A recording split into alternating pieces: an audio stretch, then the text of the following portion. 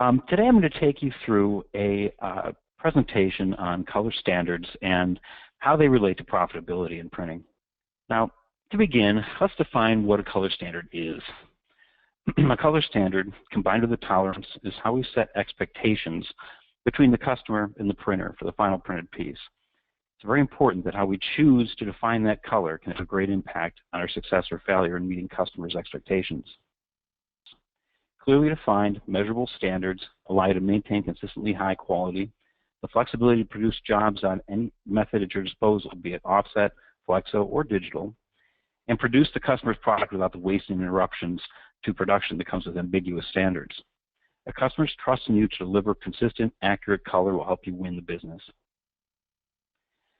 Now, when we talk about color, obviously it's important to all customers, but the best example is brand owners. Brand owners frequently see their stuff on a shelf, various boxes printed in various places, put right next to each other.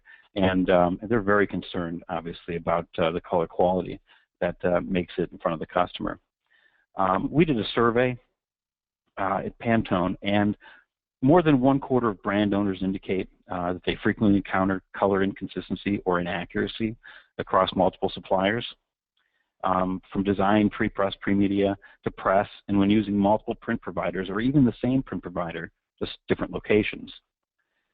42% of brand owners indicate that color-related challenges and rework have negative impact on the company, and 51% of brand owners indicate that color-related challenges cost the company $50,000 a year or more.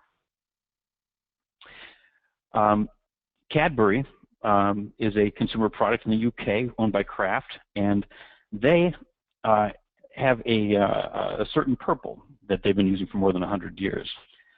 And they know that color recognition, brand recognition, starts with the color. 80% of the brand recognition is attributable to the color before you parse the shape of the logo or anything else. Cadbury had been using this color for over 100 years, and they settled on Pantone 2685 when in the recent past. And it was a color picked to honor Queen Victoria. And so what they did is they attempted to trademark it, and they went to a bit of a battle with Nestle over that. Cadbury prevailed and ended up giving them the trademark to that, and that prevented all sorts of store brands and everything else from using that purple for anything involved with candy bars or chocolate drinks. It's very important, and they're out to protect this, and I'm sure that's not news to anybody, but it is just illustrative of how important these colors are. So what we find in the field is we have either ambiguously defined color standards, or we have workflows that don't do the color standards justice. Part of this has to do with ambiguous specifications. Some of it has to do with subjective judgment, eyeballs throughout the process. But what happens is you get a kind of a whisper game where a message is whispered into an ear, and it goes around the table, and that message goes through 5 or 6 different steps, and then by the time it gets back to you, it's unintelligible from what was the original phrase, and that's what happens to color. What we're looking for is a controlled workflow that doesn't introduce any kind of compounding error throughout the process, and that's what customers are beginning more and more to expect from us, and it's good to be proactive to pursue a tighter color workflow before they start demanding it. Color is a critical asset. A color standard combined with tolerance is a contract between you and the customer. And the more accurately you can define the standard and tolerance, the more certainty there'll be in determining how well you've met the customer's requirements. When you have more certainty, there's less rework, you get a happier customer, and you get more business. So let's talk about customers and color standards.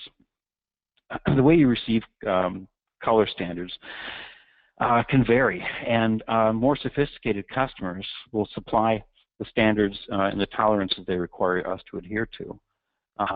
Many are beginning to develop their own quality programs to deploy to their vendors in the near future. And of course, many like Coke and some of the bigger brand owners, they've got well-developed quality programs, and they may demand that you purchase certain hardware and software in order to comply. And those guys you don't have to worry about so much, because if you can't meet it's probably something that you can correct. But they've definitely given you that information as to what they need, and there's no wiggle room. Nothing is subject to interpretation. Other customers, though, may not be so color savvy, and there's tons of these guys too. And it's understandable. Not everybody is totally up to speed on the technology behind color. But if a customer doesn't really know what they want, it's imperative that you have a workflow that's going to be able to take their color in, define it properly, and have the customer agree that on that definition, and then shepherd that color through the workflow to get something that's within tolerance at the end. They're your most dangerous customer, because this is where, when things go awry, they're going to decide, that they don't like it after all, even though you feel it was reproduced well. And the last thing you want to answer to these people is, well, it looked good last Thursday. That's just not that doesn't stand up to anything. We want something that's measured. We want some data. So how are you defining color standards today? I walk into a lot of plants and I see a lot of digital standards being used. I should say physical standards being used. I see physical drawdowns that are stored in file cabinets or in the drawer of the press operation stand, and they're pulled out as necessary to compare against the job that's being run. Sometimes the drawdowns are stored under the operation stand, and someday somebody gets the broom handle and digs them all back out and puts them back in the drawer. But they tend to see some abuse, and but they are pretty common in the shops I walk into today. Of course, Pantone books are big, right? Pantone books have become kind of the de facto standard for defining Pantone colors. So if a customer says, "Hey, I need Pantone 644C," you flip to the fan book, and then you give up and go to the index and figure out what page it's on, and then pull it out and compare it to the sheet, and give it a yay or a nay. Sometimes customers will give you LAB numbers, and that could just be something they emailed to you, whatever, and then you're kind of getting into the digital realm. And then sometimes you go from a previous job, and you pull out a previous job and say, hey, they liked this last time, so let's pull it out, let's slap it down and make sure this job looks like that job. I also see these. In fact, I saw them recently. The light-dark standard trifolds, where it's a complete visual interpretation of pass or fail, and you get the standard in the middle, and then the light is still accept and the dark is still accept, and these are still very common. The problem is, of course, they're subjective, because is it within spec to the customer's eyes, or to the guy on third shift or second shift, or for that matter first shift, not to disparage any shifts, right? But you have a wide variety of people observing these in hopefully decent conditions, but maybe the light booth is polluted with a lot of posters and schedules and calendars and stuff, and so eyeballs can't always be trusted in those situations. So it's very subjective, and it leads to some ambiguity.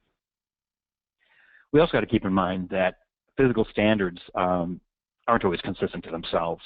You can have a drawdown, and you can measure that drawdown all over the place, and you'll get varying delta E's, which is a color difference terminology. Higher delta E means you're further from the goal state. And if you go around that sample and take measurements, you'll see that there's a wide variety of measurements in there. So it's not perfect, not to totally say physical samples don't have a place. Obviously, you need something. You need a visual.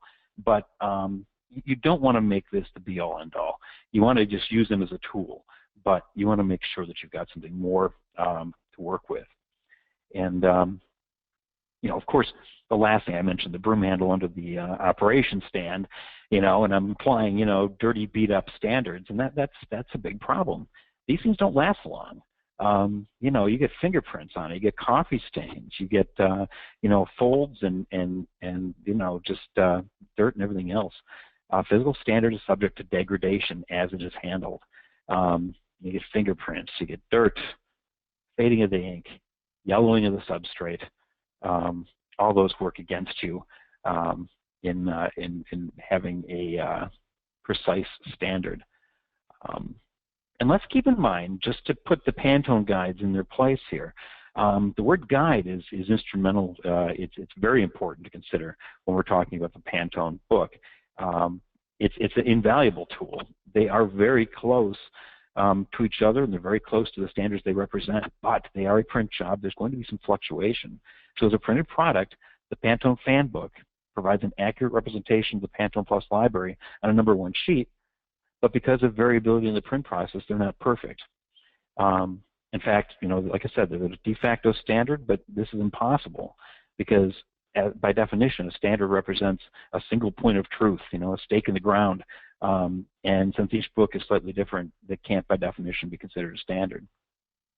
And of course, we know that, you know, nowadays I think most people have the newer books, and they're from the proper family of Pantone, the Pantone Plus guide. But there are still some Pantone 2005 books out there. I ran into books that are 5, 7 years old. You don't know the provenance of the book that the color was spec'd from, and now you're holding your brand new book up to the sheet, and you know, you may think you're matching the color they're matching to, but what they're matching to is wholly other. What we want to watch out for is delta E stacking. And here's an example of something that we see all the time, and we love to kind of point this out to people and show them where things are going wrong. But you know, let's just say a customer has a physical standard, and it's exactly what they want to reproduce on the printed piece you're about to run for them. Maybe they have a couple copies, or maybe they have 1 copy and they snip a corner off and they send it to you. And so you get a piece of it. Like I say, physical standards aren't necessarily in agreement even within, you know, 1 particular sheet. So you might have 4.4 delta E color difference from the actual standard the customer thinks they're sending you. Well, your ink room gets a hold of it and says, all right, I'm going to match that up. And so they work out an ink match and make a drawdown. You know, but they've got a lot of work to do that day, and they're going to get down to 0.5 delta E and say, all right, we're there. You know, this is good. Move on to the next one. We got a ton of stuff to do for the next shift. So they get their drawdown. It's 0.5 delta E. They send the bucket out to the press, and they send maybe the drawdown out to the press. The press operator takes the drawdown and the bucket of ink and dumps it in, runs the job, and he's been told, hey, you got to keep it under 2 delta E. Customer wants this within 2 delta E, so they run it, and they get to 1.6 delta E, and they're pretty pleased with themselves, as they should be. I mean, if all things being equal, 1.6 delta E is pretty good. But what's at 1.6 delta E to? Now, to exacerbate matters, what if there's another printer involved, and they get a different physical copy? That physical copy goes, and the ink room gets a hold of it, and they mix their ink, and they're at 0.7 delta E, let's just say. The bucket of ink goes out to the press, maybe the drawdown goes out to the press, and then the printed sheet is run, they're 1.5 delta E, and they think, you know what, not bad, and all is right with the world, right? Well, one of the problems here, besides the fact that there's some obvious stacking of error, compounding of error going from the physical standard in the middle out to the printer A's and printer B's final sheets, but what we also have is the fact that delta E does not necessarily imply, it doesn't imply direction at all, not even necessarily. Delta E does not apply direction. So printer A's red could be going more towards the yellow side, and printer B's, you know, red could be going more towards the blue side, or, you know, green and red side. They could be moving away from each other in opposite directions. And so what you end up with really is a much bigger delta E. And then if those 2 pieces end up anywhere near each other, the customer's going to be scratching their head saying, wait a minute, this doesn't look right. So we want to watch out for this delta stacking, and I see it all the time. In fact, I see some pretty crazy stories. You know, I get out of people when I point out to them, listen, here's what you're doing. You're slowly crawling away from the standard. You know, they're they're surprised, and you know, I think there's a way around it. So solving this problem starts with defining your standards digitally. Now, what I mean by that is we want to get them measured in. They may start at paper, or maybe they're defined another way, and we'll look at some other ways that we can define them. But we want to get these standards to be in a state where they are frozen, and a digital standard is frozen. It's locked down, and it never changes. So, as I say here in the bullet points, digital standards never fade. Digital standards can be duplicated and shared electronically, unlike the physical standard, which, you know, pieces may go out, there may be multiple copies of it that are different. Digital standards can be duplicated, exact duplicates of each other, and they can be attached to an email with all the necessary information that's needed to follow that standard, to define it properly. Digital standards can be used in software to formulate ink with a broad spectrum of pigment and dyes. So to quality control the ink and ensure the final quality of the printed piece. So there's a lot of advantages here. Let's dig into them a little bit. We do want to watch out. Digital standards are not all the same themselves. There's some pitfalls here. But the best digital standards are the ones that are spectrally defined. So what we mean by spectrally defined, because it sounds like a scary word, it's just that they've been measured with a spectrophotometer. When a spectrophotometer measures, what it's doing is it's actually taking 31 individual sample points from the visible spectrum, the whole Roy G. Biv spectrum, and determining how much of that ink or pigment is absorbing, say, blue and reflecting back red. This kind of information is vital to the workflow, and has a lot that we can leverage in ink formulation, say. Now, as an example, X-Rite provides the Pantone Plus library. Here's where we get into what the Pantone Plus standard is. We supply the Pantone Plus library of spectral data through PantoneLIVE, which is a cloud-based service that gives you access to all the Pantone colors and our digital libraries. This data is the standard for the Pantone Plus libraries and has remained unchanged since its introduction in 2010. I get a lot of questions about that. You know, is Red 032, every time I get a book, does the data change? No, the data is here. It's spectral data. It's defined for Red 032, and it's defined for each and every color. And it's called the fingerprint of the color. It's very, very vital in the whole entire workflow. Now, what we typically see, though, is LAB. And the way we get to LAB is we take that data, that 31 points of data from the spectral data, and we put it against an illuminant observer and say, hey, I want to see what this particular ink looks like under daylight, which is the D50, and 2-degree standard observer, which is just there's two of them, there's 2 and 10 degree. We tend to use 2 in graphic arts, and that's just a model of human perception. And when you put that spectral data through this D50/2, you get LAB out the other side, and that tells you what this color is in a certain lighting condition. And it's important to note, too, that ISO 12647 tells us that D50/2 is generally speaking what we should be using for the graphic arts. Now, spectrally defined standards give us flexibility. This isn't always the case. I don't find this very often, but I'd say maybe 20% of the cases. Customers may have to measure or determine whether or not this particular Pantone Red 032 that they've printed out on their press sheet, what it looks like in daylight, D50/2, or maybe in moonlight, D6510 is another combination we could have. Or this is pretty common here. You know, does it look good in the parking lot at D50/2, and does it look good on the store shelf, which, you know, might be fluorescent, maybe F2 or F11/2. And some customers, some brand owners especially, will say, hey, you know what, we don't want color shifts. We want to make sure you mix this with the right pigments, and we're going to be able to tell because we're going to see that color shift under the fluorescent lighting versus the daylight. And so spectrally defined standards gives us that kind of flexibility, and that's not something you get out of straight LAB. In the ink room, formulation software can leverage the spectral data in the digital standard to create inks from a variety of assortments to satisfy the customer's need for color accuracy while also adhering to the rules and regulations around certain packaging types like food and beverage. The spectral data enables the software to pick formulations based on the closest color match and use color components that meet those requirements.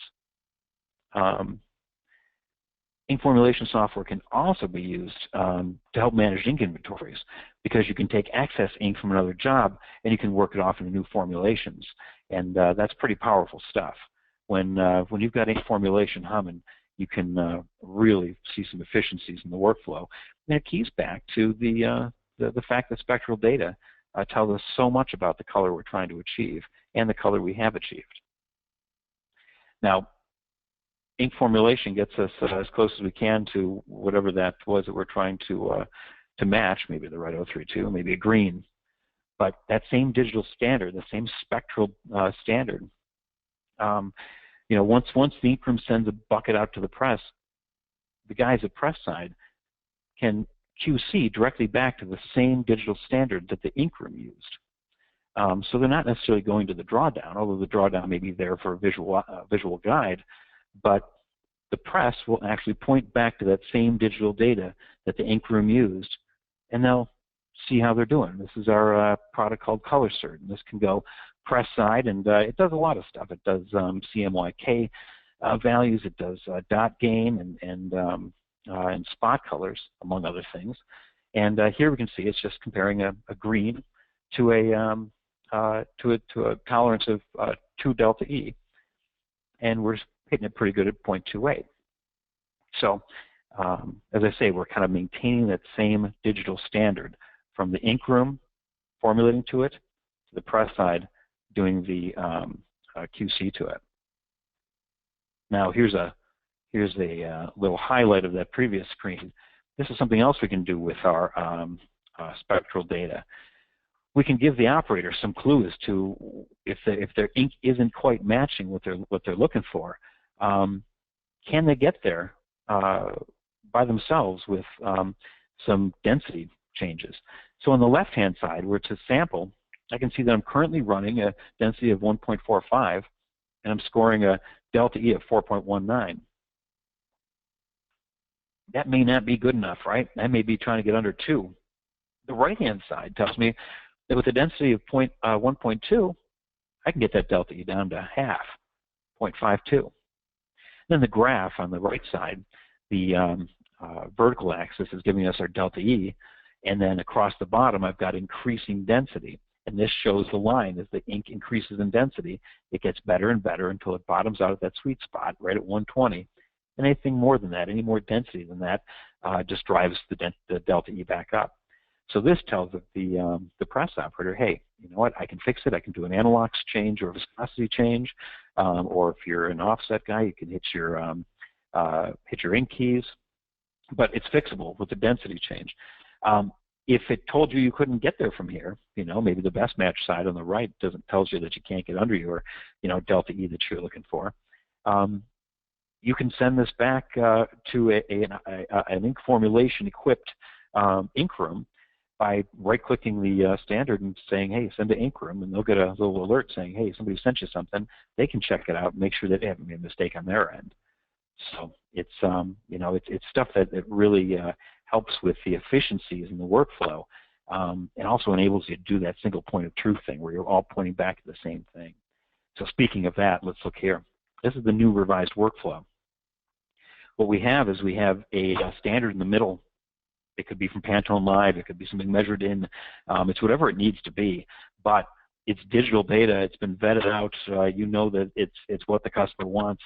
And so the ink from ink vendor 1, the ink technician makes a match to that digital standard, and then instead of sending a drawdown up to the printer, he might do it anyways, but as a visual guide. But you know, more appropriately, the guys running the press have software that's pointing back to that same standard, and you know, and vendor B is doing the same thing. And in that kind of scenario, you don't have the delta E stacking. You can really come out with a much closer delta E between 2 different vendors or 2 different runs, whatever.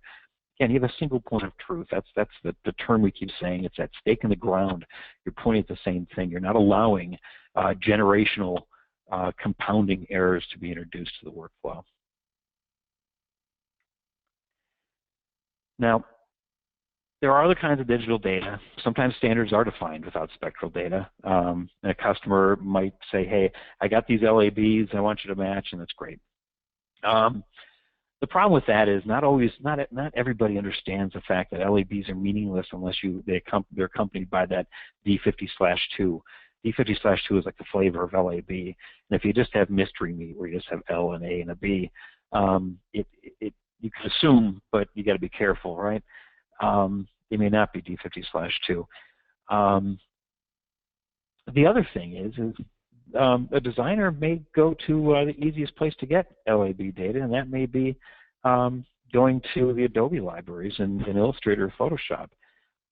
And those are tricky because they're actually UV cut values.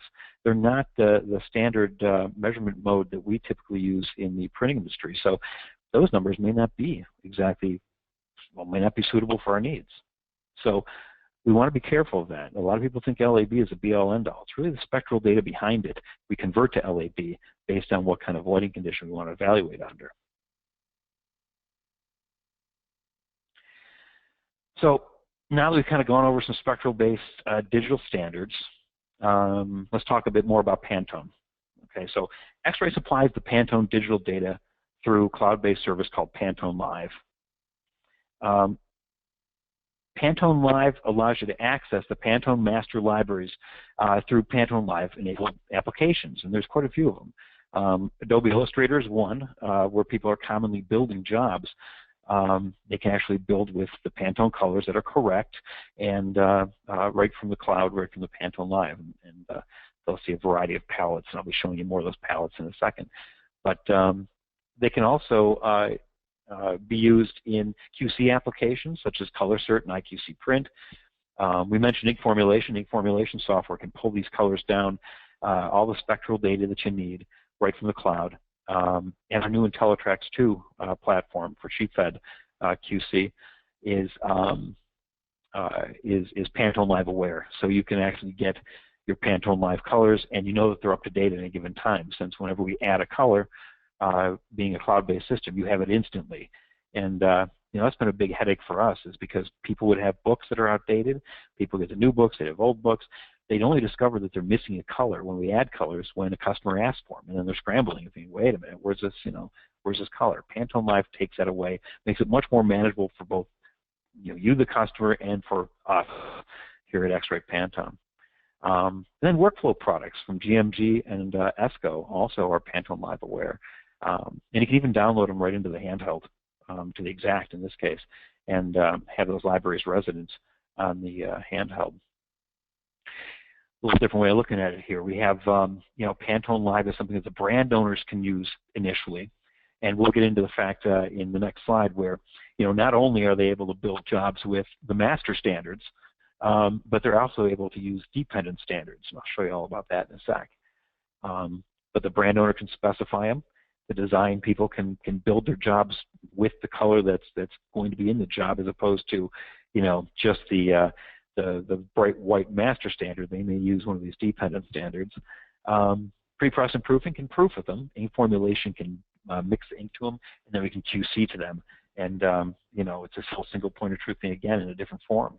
We're all pointing at the same thing, and it's potentially a much better scenario. So let's get into this. We got Pantone master standards, and they're great for commercial offset, but what about the wide variety of substrates that you encounter in packaging? Not everything's a bright white sheet.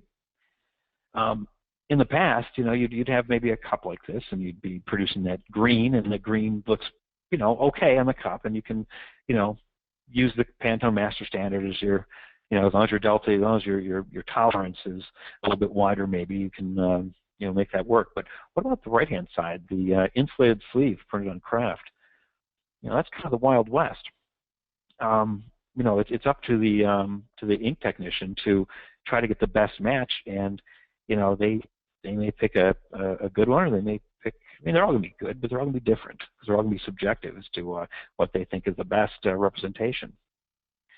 So what PantoneLIVE has is not only just the master standards, which we all know and love, but we also have a bunch of versions of the Pantone palettes that are specific to certain substrates, ink sets, and printing technologies. So you can have a standard to actually reference for how that color should reproduce on brown craft. And that's great because, again, brand owners or any customer, I mean, it takes away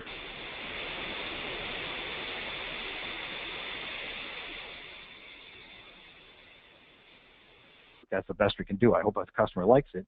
Well, here you can say, listen, we're going to be formulating to the Pantone dependent standards, and we're going to do this. And you know, if you can get everybody to agree on that, you've suddenly got a standard for these two, and that's great. Let's take a look.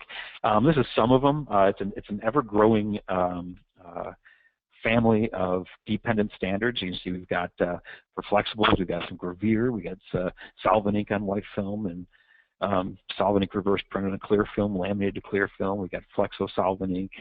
We got flexo water. A lot of carton stocks. You know, with different ink sets, and we got label stocks. So, and it's an ever-growing list. And you know, if you ever need a list of them, there is a website you refer to on the Pantone site that kind of lists all the colors, but or all the palettes, I should say. But it's something that you know, finally gives us a stake in the ground for all these other scenarios where the master standards are just, you know, inappropriate. Another thing too is, you know, designers, if they're going to print on something that's not going to quite cut it, you know, coming from the master standards, maybe they know that it's going to look like mud on this particular stock. They can build their job that way from the get-go and proof it that way. And it really helps with the expectations going forward. Here's another thing. This is of interest, so I popped this slide in. Some printers lately and some major brand owners have gone through our standard rationalization service to see how many of their custom standards have PantoneLIVE equivalents. As you know, I mean, most shops have custom colors, and they may have, you know, they may have a Pantone 45 in their list. You know, maybe they got a copy of Color Master floating around or something like that. And they may have a 45 in their list. Then they have the special 45 for this particular customer, and that's another special one for that customer, and another one that's not even 45 at all, but it's, you know, that's what the customer thought it was, and they loved it, so we captured it, and it's in there. Well, we can, you know, willing subjects, go through and compare the database that you have against a database, you know, that PantoneLIVE database, and determine, you know, how many of these colors are within, you know, a fraction of a delta E away from each other, and they're practically the same color. We've done this with major brand owners, and some of them have actually decided, and some printers too, to throw away their special colors and say, you know what, we're going to go all Pantone. We're going to bite the bullet, you know, and you know, it takes some guts to do, but you know, they've kind of eliminated and said, hey, you know what, we're going to go to Pantone standards. Most of our stuff was going there anyways. It was within a certain delta E that was well within tolerance of what we're trying to achieve here. So, you know, we can get out from under this thing that's kind of grown organically over the last, you know, 7 to 10 years or longer. So that's just something you can do once you kind of commit to some digital standards. It takes a lot of guts, but it's something out there. So why PantoneLIVE? Well, you got the master and the dependent standards. You got achievable digital standards for different substrates and print processes. You know, made globally available through the cloud, so there's no more question. You know, do I have the right stuff? You do. It's there. It came from us. It's the right stuff. The cloud gives you that single point of truth again. You know, no ambiguity, and it can be integrated to a lot of applications. Which I'm sure the list will grow, and but that's the new way of getting at these colors, and it gives you a lot of value. What we found is we got a 27% reduction in press make ready when using PantoneLIVE and digital standards, 37% reduction in waste, 75% reduction in color variation on the final product, and 80% reduction in customer complaints. So it may take a little bit of training, it may take a little bit of investment in some stuff, but it's not that is not difficult, and the benefits are huge.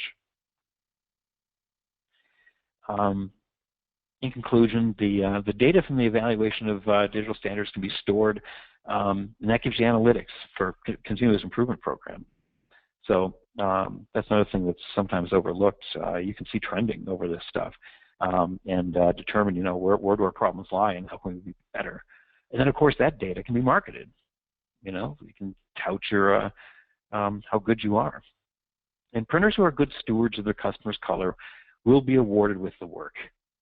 And another thing that I run into, and this makes me very happy when I walk into a customer site and they're getting into a bunch of stuff, and maybe they've got some equipment they hadn't had before, they've upgraded some stuff, and they want some training, and I ask them, are you doing this because you're up against the wall because somebody has asked you to do this, or is it an in-house initiative? And when they say it's an in-house initiative, because they say, you know what, we know it's coming, so we're going to get into it, and we're going to be prepared because we know it's coming. That's great.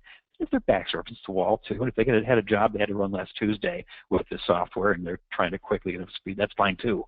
You know, it works either way. But it's just it's good to be proactive because it's coming. More and more customers are beginning to be savvy and starting to ask for digital standards and have you meet tolerances and show them reports.